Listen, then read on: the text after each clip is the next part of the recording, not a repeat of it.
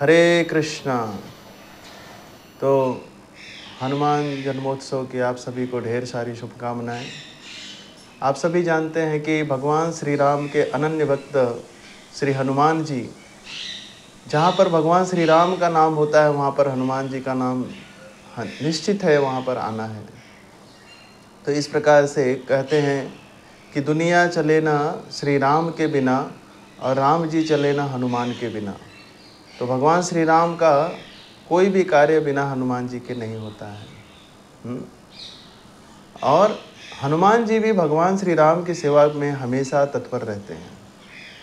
तो आइए भगवान श्री राम के अनन्य भक्त हनुमान जी के उनके जन्म दिवस पर हम कुछ उनके गुणों की चर्चा करते हैं। ऐसे गुण जिनकी चर्चा करके हम हनुमान जी के प्रति और अपनी जो है भक्ति बढ़ा सकते हैं और हनुमान जी के गुणों से हम कुछ अपने जीवन में शिक्षा भी प्राप्त कर सकते हैं। तो हनुमान जी में सबसे बड़ा गुण है वह है विनम्रता का। आप सभी ने देखा होगा कि प्रभु श्री रामचंद्र जी ने जब हनुमान जी को मुद्रिका दिया, अंगूठी दिया और उन्होंने कहा कि आप सीता जी का पता लगाइए, और हनुमान जी सुग्रीव महाराज, जामुन जी सभी के साथ जो है अंगद के साथ जब समुद्र के पार जब हनुमान जी गए और माता सीता का पता लगाकर जब वो आए, तो हनुमान जी उनको देखकर बहुत प्रसन्न हुए और सभी के सामने उन्होंने हनुमान जी का आलिंगन किया और हनुमान जी को इतनी प्रशंसा की कि वो कह रहे थे कि जो कार्य आपने किया है, जो कार्य आपने हनुमान जी किया है, ये कार्य कोई नहीं कर सकता।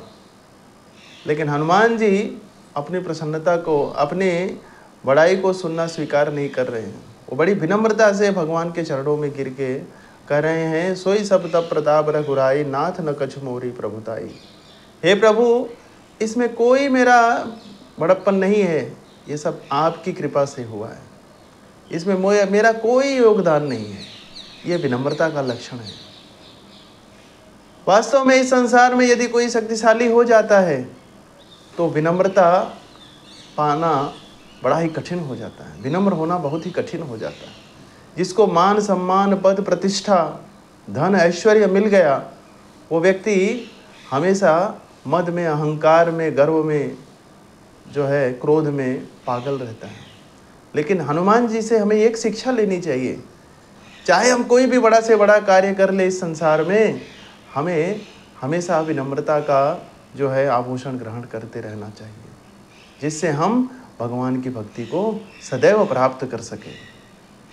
दूसरा गुण ये है हनुमान जी में कि हमेशा वो दूसरों को श्रेय देते हैं। अक्सर हम देखते हैं संसार में कोई व्यक्ति हमेशा दूसरे का श्रेय खुद लेना चाहता है। हम कोई कार्य नहीं करें लेकिन किसी के द्वारा किए गए कार्य का भी श्रेय हम ले लेते हैं। लेकिन हनुमान जी से हमें एक शिक्षा लेना चाहिए कि हनुमान जी हमेशा दूसरों को श्रेय देते हैं। हनुमान जी जब लंका में प्रवेश किए, माता सीता के सामने उपस्थित हुए, माता सीता को देखकर प्रणाम किया और माता सीता ने कहा कि आप कौन हैं? तो हनुमान जी देखिए यहाँ पर भी विनम्रता का परिचय दे रहे हैं। राम दूत मैं मातु जानकी, सत्य शपथ करुणा निदान की। हे माता सीता, मैं प्रभु श्री रामचंद्र का एक दूत हूँ। यहाँ पर यह नहीं कहा कि मैं बहुत विशाल जो हूँ, मैं बहुत बलशाली हूँ, मैं बहुत शक्तिशाली हूँ, मैं फलाना हूँ।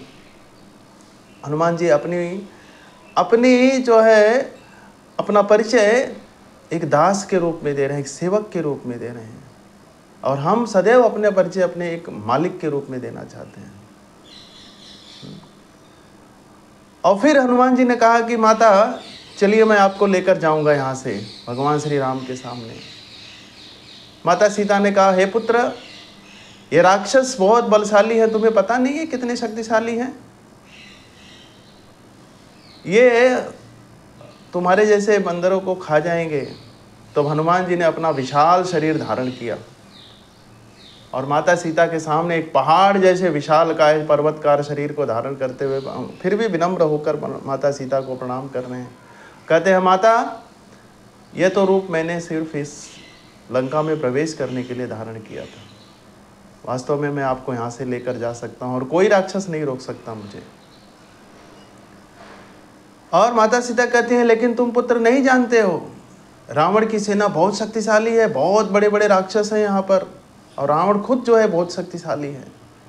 तब हनुमान जी विनम्रता से कहते हैं, हे माता सीता, मैं तो श्री राम के सेना में एक छोटा सा बंदर हूँ, मेरी शक्ति बहुत छोटी है, मेरे से भी बड़े बड़े शक्तिशाली बंदर प्रभु श्री रामचंद्र की सेना में ऐसे हजारों लाखों करोड़ों बंदर हैं। तो यहाँ पर देखिए, भगवान श्री राम की सेना में अपने से बड़े बड़े बंदरों का बता रहे हैं हनुमान जी। ये नहीं बता रहे हैं कि मैं सबसे ज़्यादा शक्तिशाली हूँ, बाकी लोगों का मुझे नहीं पता, मैं सबसे ज़्यादा शक्तिशाली हूँ। तो हर व्यक्ति इस संसार में स्वयं को श्रेय लेना चाहता है, पर यहाँ पर हनुमान जी दूसरों को श्रेय दे रहे हैं। तीसरी चीज, हनुमान जी कितनी बुद्धि से कोई भी कार्य करते हैं। अक्सर लोगों के पास जब बल होता है तो बुद्धि का प्रयोग नहीं करते लोग। यहाँ पर हनुमान जी के पास बल भी है और बुद्धि का भी प्रयोग करते हैं। हनुमान जी ने लंका में जब उनके पूंछ में आग लगाई गई, तब हनुमान जी ने निश्चय किया कि क्या करना चाहिए मुझे। तब देखिए, प्रभु श्री रामचंद्र जी से वो आज्ञा लेते हैं, और आज्ञा लेने के पश्चात वो लंका को पूरी तरह से तहस नहस कर देते हैं। तो शक्ति होने के साथ साथ उन्होंने बुद्धि का भी प्रयोग किया।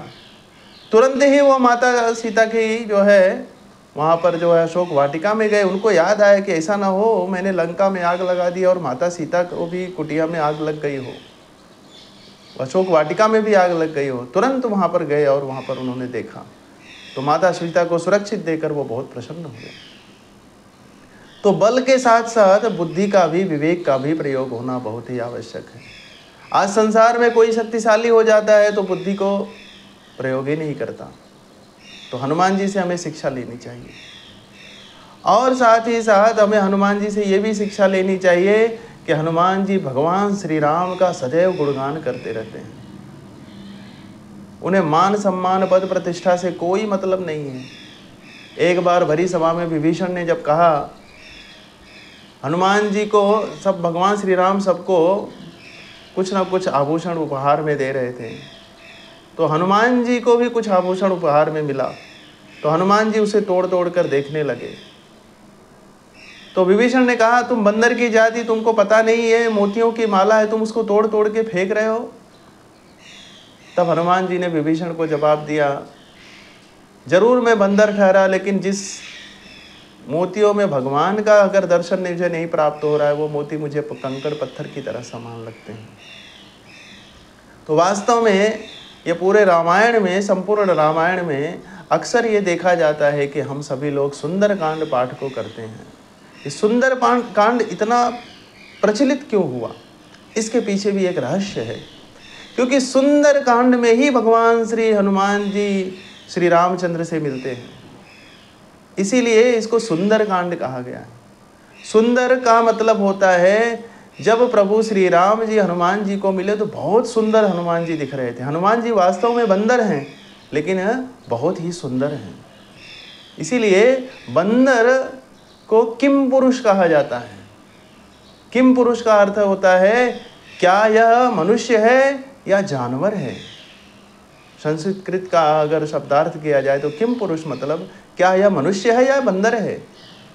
तो आज भी श्री रामचंद्र के भक्त हनुमान जी किम पुरुष वर्ष में आज भी निवास करते हैं। इसीलिए उनका हम जन्मोत्सव मनाते हैं, जन्म जयंती नहीं मनाते। जयंती होती है जो मृत हो चुके होते हैं।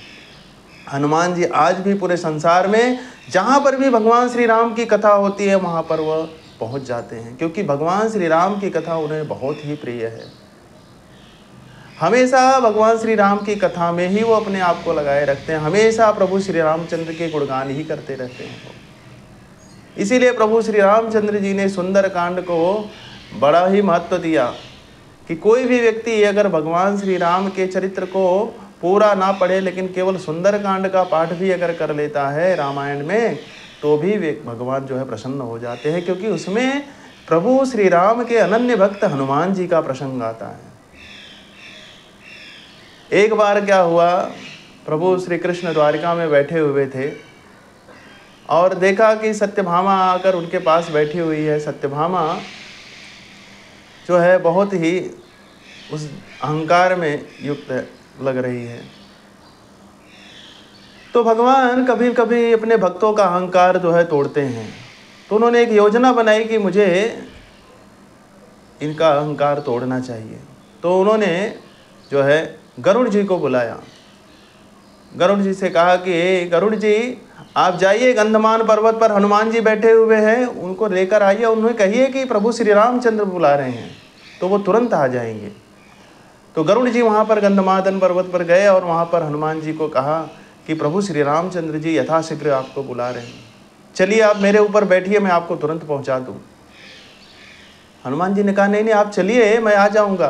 उन्होंने कहा नहीं, आप मेरे ऊपर बैठिए, मैं आपको बहुत जल्दी पहुँचा दूँगा, आपको पता नहीं मेरी गति कितनी है, मैं मन की गति से भी तेज चलता हूँ। हनुमान जी ने कहा नहीं नहीं, आप रहने दीजिए, मैं चला जाऊँगा। पर बहुत ज़बरदस्ती करने के बाद हनुमान जी ने केवल एक पैर रखा गरुड़ जी के ऊपर, गरुड़ जी मुँह के बल गिर गए और उनको चोट लग गई। और हनुमान जी वहाँ से जय श्री राम बोलकर उड़े और सीधा द्वारिका पहुँच गए। और प्रभु श्री रामचंद्र जी का रूप धारण करके वहाँ पर जो है भगवान श्री कृष्ण बैठ गए थे। ये लीला कर रहे थे भगवान अपने भक्तों का अहंकार दूर करने के लिए। और इस प्रकार से गरुड़ जी के मन में भी कभी ऐसा अहंकार हो गया था कि मेरे से ज़्यादा गति से तेज कोई नहीं चल सकता। इस प्रकार से हनुमान जी ने उनका अहंकार को चूर चूर कर दिया।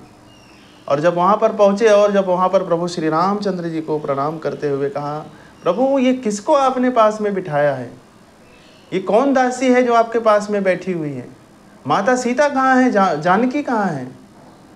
तो भगवान श्री राम मुस्कुराते हुए कहते हैं, हनुमान, माता सीता यहाँ नहीं है।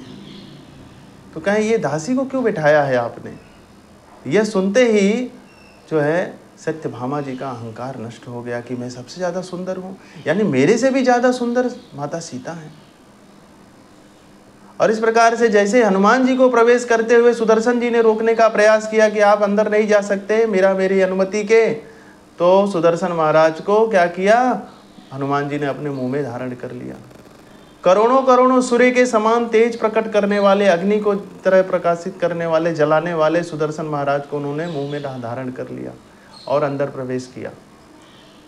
तो इस प्रकार से प्रभु श्री रामचंद्र के रूप में भगवान श्री कृष्ण ने एक ही साथ किसको किसको, गरुड़ जी को, सत्यभामा जी को और सुदर्शन जी के अहंकार को नष्ट किया।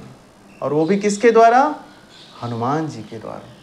तो हनुमान जी को कभी भी अहंकार नहीं हुआ, सदैव जो है वो भगवान से हमेशा प्रेम में लीन रहते थे, दूसरों को हमेशा श्रेय देने वाले, सदैव परोपकार की भावना रखने वाले। तो इस प्रकार से हनुमान जी से हमें ये प्रेरणा लेनी चाहिए अपने जीवन में।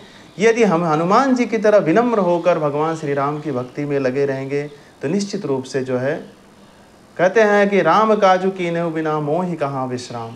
यदि हमारा एक लक्ष्य बना ले हम कि प्रभु श्री राम का काज करे बिना हम विश्राम नहीं करेंगे, हमारे जीवन का दूसरा कोई पर्याय नहीं होना चाहिए, तो ही हम भगवान श्री राम की भक्ति को प्राप्त कर सकते हैं। तो आप सभी को पुनः एक बार फिर से हनुमान जी के जन्मोत्सव की ढेर सारी शुभकामनाएं। जय श्री राम, जय हनुमान।